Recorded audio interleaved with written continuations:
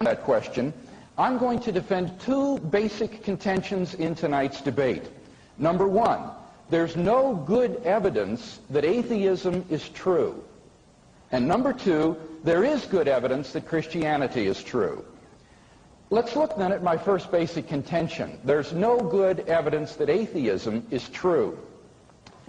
The claim that God does not exist is just as much a claim to know something as is the claim that God does exist. Therefore, if Mr. Zindler is to maintain that the evidence points toward atheism, he's got to do more than just say there's no good evidence for God's existence. He must present evidence against God's existence. He's therefore simply mistaken when he says in the Tribune that atheism makes no claims, and so it has nothing to defend. Atheist philosophers have tried for centuries to disprove the existence of God. But no one's been able to come up with a convincing argument. So rather than attack straw men at this point, I'll just wait to hear Mr. Zindler's response to the following question. What is the evidence that atheism is true? Let's go on then to my second basic contention. There is good evidence that Christianity is true. And here I'd like to present 5 lines of evidence which render the Christian faith highly probable in contrast to atheism. Number one, the evidence points to a creator of the universe. Have you ever asked yourself where the universe came from?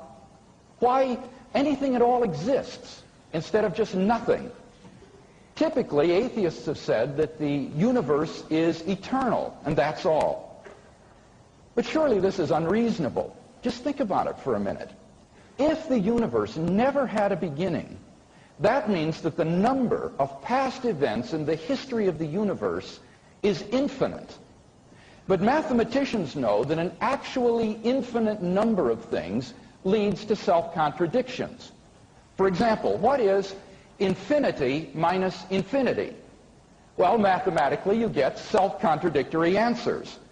That shows that infinity is just an idea in your mind, not something that exists in reality. David Hilbert, perhaps the greatest mathematician of this century, states, "The infinite is nowhere to be found in reality. It neither exists in nature nor provides a legitimate basis for rational thought. The role that remains for the infinite to play is solely that of an idea." But that entails that since past events are not just ideas, but are real, the number of past events must be finite. Therefore, the series of past events can't just go back and back forever. Rather, the universe must have begun to exist. This conclusion has been confirmed by remarkable discoveries in astronomy and astrophysics. The astrophysical evidence indicates that the universe began to exist in a great explosion called the Big Bang about 15 billion years ago. Physical space and time were created in that event, as well as all the matter and energy in the universe. Therefore, as the Cambridge astronomer Fred Hoyle points out, the Big Bang theory requires the creation of the universe from nothing. This is because as you go back in time, you reach a point at which, in Hoyle's words, the universe was shrunk down to nothing at all. Thus, what the Big Bang model requires is that the universe began to exist and was created out of nothing.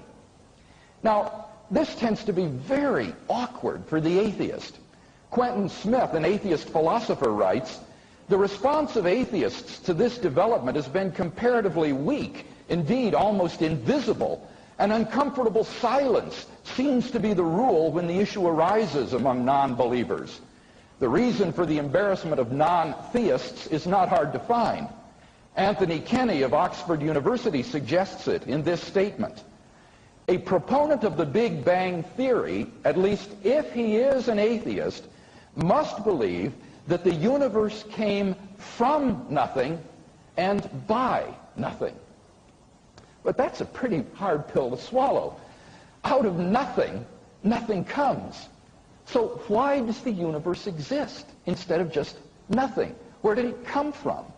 There must have been a cause which brought the universe into being.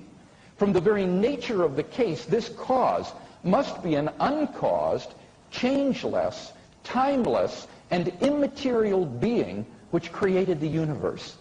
Isn't it incredible that the Big Bang Theory thus points to exactly what the Christian has always believed, that in the beginning, God created the universe? Now, I put it to you, which is more plausible? That the Christian is right, or that the universe just popped into being uncaused out of nothing? I at least don't have any trouble assessing these probabilities.